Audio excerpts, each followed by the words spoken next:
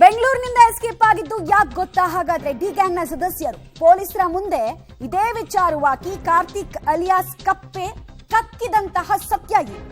ನಾವು ಪೊಲೀಸರ ಕೈಗೆ ಸಿಕ್ಕಿ ಬೀಳ್ತೀವಿ, ಪೊಲೀಸರು ಸಿಸಿಟಿವಿ ಹುಡುಕಾಟವನ್ನು ಮಾಡ್ತಾ ಇದ್ದಾರೆ ಅಂತ ಪ್ರದೋಷ್ಗೆ ಕರೆ ಮಾಡಿ ವಿನಯ್ ಈ ವಿಚಾರವಾಗಿ ಮಾತನಾಡಿದ್ನಂತೆ.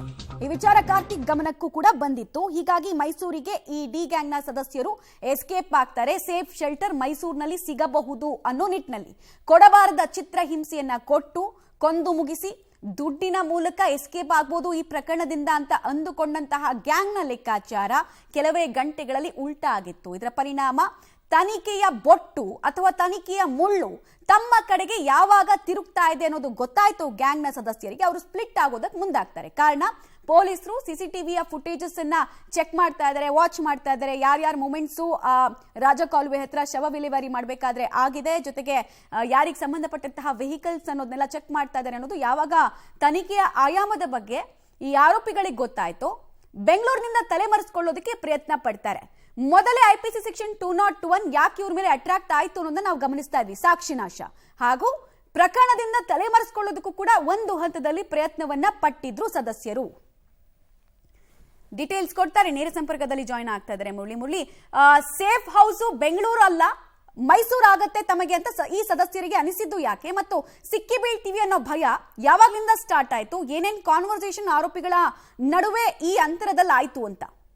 ಖಂಡಿತವಾಗಿ ಮಮತಾ, ಯಾಕಂದ್ರೆ ಇಡೀ ಪ್ರಕರಣವನ್ನ ಬೇರೊಬ್ಬರ ಮೇಲೆ ಹಾಕಿ ಅದಾದ ಬಳಿಕ ನಾವು ಎಸ್ಕೇಪ್ ಆಗ್ಬೋದು ಅಂತೇಳಿ ಪರಿಭಾವಿಸಿದಂತ ಈ ಗ್ಯಾಂಗ್ ಏನಿತ್ತು, ಮೂರು ಜನ ಮತ್ತು ಕಿಡ್ನಾಪ್ ಮಾಡಿದಂತ ಇನ್ನೊಬ್ಬ ಆರೋಪಿ ರಾಘು ಅಂತ ಏನಿದ್ದ, ರಾಘವೇಂದ್ರ ಅಲಿಯಾಸ್ ರಾಘು, ಆತ ಚಿತ್ರದುರ್ಗದಿಂದನೇ ಬಂದಿರ್ತಾನೆ. ಚಿತ್ರದುರ್ಗದಿಂದ ಬಂದು ಅದಾದ ಬಳಿಕ ಇಲ್ಲಿ ಮೂರನ್ನ ಅಂದ್ರೆ ಕಾರ್ತಿಕ್ ಅಲಿಯಾಸ್ ಕಪ್ಪೆ, ಕೇಶವ್ ಮೂರ್ತಿ, ನಿಖಿಲ್ ನಾಯ್ಕ್ ಇವ್ರನ್ನೆಲ್ಲರನ್ನು ಕೂಡ ಶರಣಾಗತಿಯನ್ನ ಮಾಡಬೇಕು ಅಂತ ಹೇಳಿ ಒಂದು ಪ್ಲಾನ್ ಅನ್ನ ಮಾಡ್ಕೊಳ್ತಾರೆ. ಅವ್ರಿಗೆ ತಲಾ 10 ಲಕ್ಷ ಹಣವನ್ನು ಕೂಡ ಕೊಡ್ತೀವಿ, ಅದಾದ ಬಳಿಕ ನೀವು ಶರಣಾಗತರ ಆಗಿಬೇಕು ಅಂತ ಹೇಳಿ ಕೂಡ ಒಂದು ಆಫರ್ ಅನ್ನ ಮಾಡ್ತಾರೆ.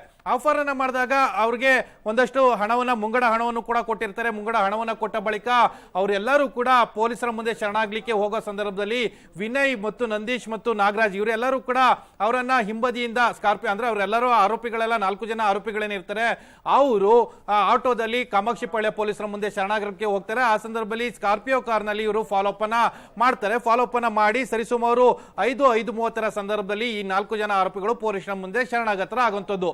ಅದಾದ ಬಳಿಕ ವಿನಯ್ ಅಲ್ಲೇ ಕ್ಲೋಸ್ ಆಗಿದ್ದು ಒಂದಷ್ಟು ಸರ್ಚ್ ಅಂದ್ರೆ ಯಾವ ರೀತಿಯ ಚಲನವಲನಗಳಿದ್ದಾವೆ, ಪೊಲೀಸರು ಯಾವ ರೀತಿಯಲ್ಲಿ ಕೆಲಸವನ್ನ ಮಾಡ್ತಾ ಇದ್ದಾರೆ, ಇದೆಲ್ಲದ್ರ ಬಗ್ಗೆ ಕೂಡ ತಿಳ್ಕೊಳ್ಳೋ ಒಂದು ಪ್ರಯತ್ನವನ್ನ ಮಾಡ್ತಾ ಇರ್ತಾನೆ.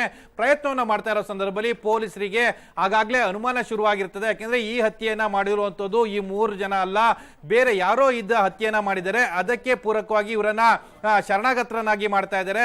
ಆ ಹಿನ್ನೆಲೆಯಲ್ಲಿ ಇವರು ಹಿಂಬದಿ ಇದ್ದಂತವ್ರು ಯಾರು ಅನ್ನೋದ್ರ ಬಗ್ಗೆ ಸಿಸಿಟಿವಿ ಫುಟೇಜಸ್ ಅನ್ನ ಚೆಕ್ ಮಾಡ್ಲಿಕ್ಕೆ ಮುಂದಾಗ್ತಾ ಇರ್ತಾರೆ.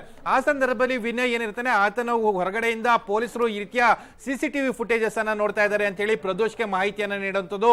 ಪ್ರದೋಷ್ಗೆ ಮಾಹಿತಿಯನ್ನ ನೀಡಿದ ಬಳಿಕ ಆ ಮಾಹಿತಿಯನ್ನ ದರ್ಶನ್ಗೆ ನೀಡ್ತಾರೆ. ಯಾಕೆಂದ್ರೆ ಏನ್ ಶರಣಾಗತರಾದಂತ ಆರೋಪಿಗಳೇನಿದ್ರು ಅವರೆಲ್ಲರೂ ಕೂಡ ನಮ್ಮ ಹೆಸರನ್ನ ಹೇಳಿರುವಂತ ಸಾಧ್ಯತೆಗಳಿದಾವೆ, ನಾವು ಇಲ್ಲಿಂದ ಎಸ್ಕೇಪ್ ಆಗೋಣ ಅಂತ ಹೇಳಿ ಬೆಂಗಳೂರಿನಿಂದ ಮೈಸೂರಿಗೆ ಹೋಗುವಂತ ಒಂದು ಪ್ಲಾನ್ ಅನ್ನ ಮಾಡ್ಕೊಳ್ತಾರೆ. ಎಲ್ಲಾ ಆರೋಪಿಗಳು ಕೂಡ ಮೈಸೂರಿಗೆ ಹೋಗುವಂತದ್ದು, ಅದರಲ್ಲಿ ಇನ್ಕ್ಲೂಡಿಂಗ್ ದರ್ಶನ್ ಕೂಡ ಇರ್ತಾರೆ.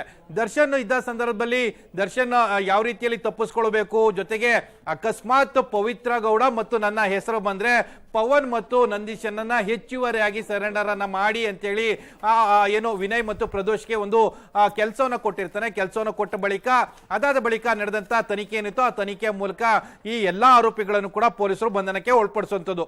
ಅಂದ್ರೆ ಪೊಲೀಸರು ಯಾವಾಗ ಆಕ್ಟಿವ್ ಆಗ್ತಾ ಇದ್ದಾರೆ, ಎಲ್ಲೋ ಒಂದ್ ಕಡೆ ನಾವು ಸಿಕ್ಬಿದ್ದೇ ಬೀಳ್ತೀವಿ, ಪೊಲೀಸರ ತನಿಖೆಯಲ್ಲಿ ಇದೆಲ್ಲ ಕೂಡ ಬಯಲಾಗುತ್ತೆ ಅನ್ನೋ ಭಯದಿಂದ ಅಲ್ಲಿ ಬೆಂಗಳೂರಿಂದ ಮೈಸೂರಿಗೆ ಹೋಗಿ ಎಸ್ಕೇಪ್ ಆಗುವಂತ ಪ್ರಯತ್ನವನ್ನ ಮಾಡಿದ್ರು. ಆದ್ರೆ ಅವರ ಪ್ಲಾನ್ಗಳೆಲ್ಲ ಕೂಡ ತಲೆಕೆಳಕಾಗಿ ಪೊಲೀಸರ ಕೈಗೆ ಸಿಕ್ಕಿರುವಂತದ್ದು. ಇದೆಲ್ಲ ಕೂಡ ದೋಷಾರೋಪ ಪಟ್ಟಿಯಲ್ಲಿ ಪೊಲೀಸರು ಉಲ್ಲೇಖವನ್ನ ಮಾಡಿರುವಂತದ್ದು. ಮಮತಾ.